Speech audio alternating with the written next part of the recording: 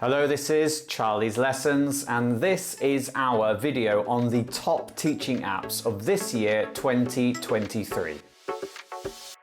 Before we get started, I want to say a big thank you to all my members. Thank you so much for supporting the channel, and I hope that you're enjoying the exclusive videos, the early access to some of my new videos, and also those special ones that get lesson plans every month.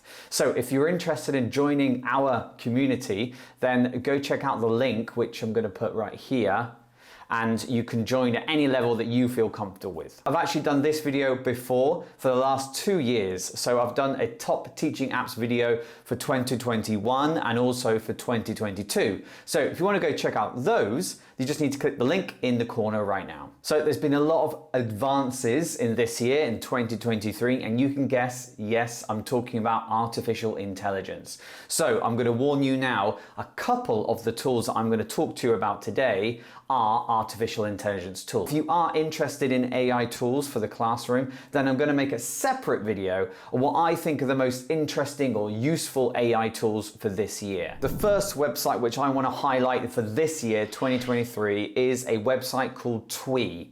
Now, to get to this website, all we need to do is go to app.twee.com.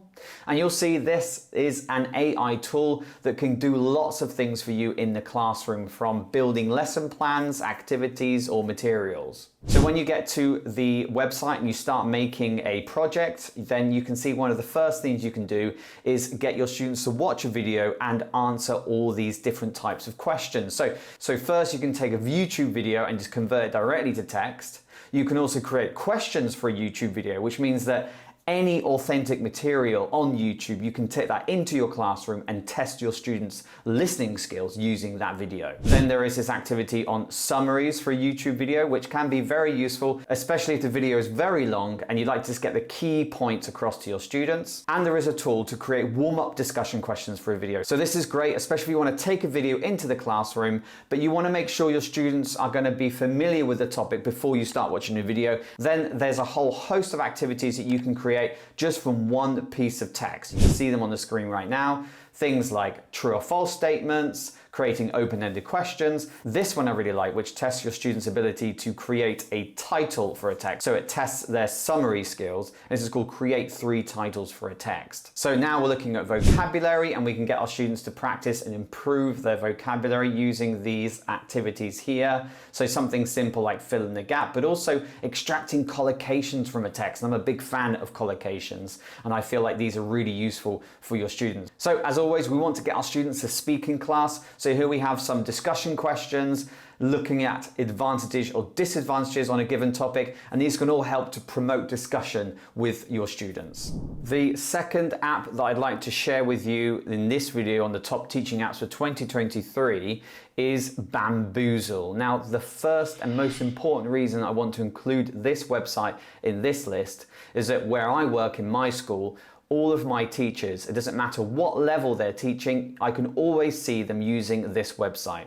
And this is testament to how useful and how fun it is for students in the classroom. Now, I've already made 2 other videos on this website, which shows how much I trust it. So you can check those out just going right here. And I've got a video on the tutorial for the website, and also a video on some ideas and how you can use it both with children, teens, or even adults.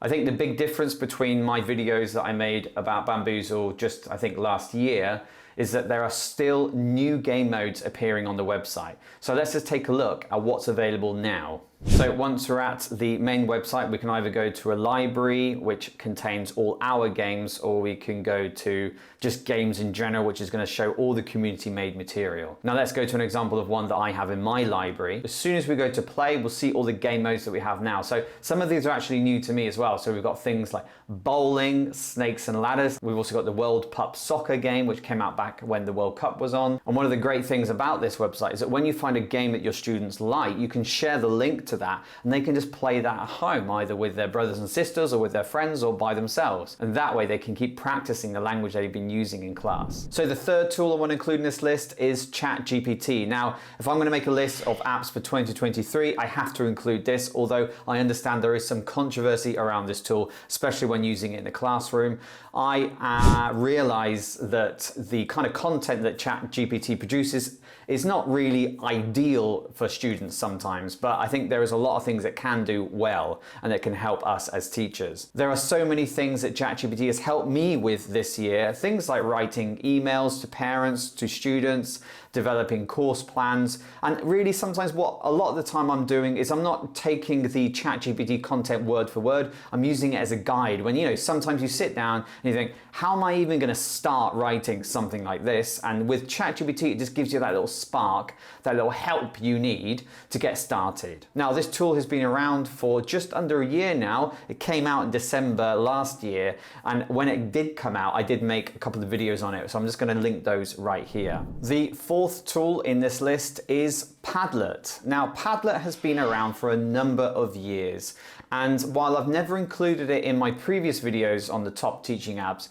it's always been a platform that I've enjoyed using with my students. Now, the reason I want to include it in this video is that recently they brought out a lot of new features. Some of the features that it's brought out has included things like tagging students, scheduling posts, even integrating Google Drive into the Padlet board. And also you can use their new AI tool called I Can't Draw, which lets students create images from prompts to use in the Padlet board. I did make a video on Padlet and its new features recently on my channel, and I really think that given the fact that it's making all these improvements, I think it's worthwhile to revisit Padlet and start using it again with your students.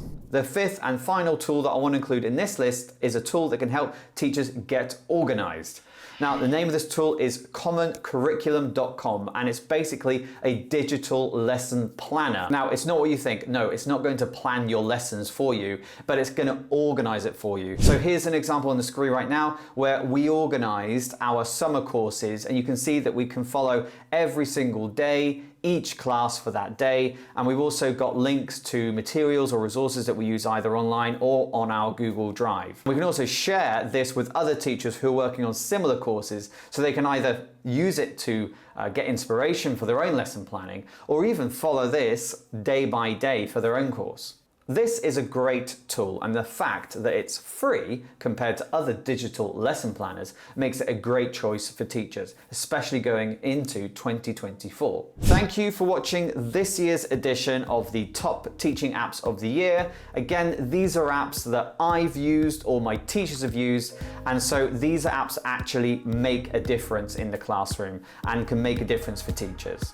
Okay, I'll see you in the next video.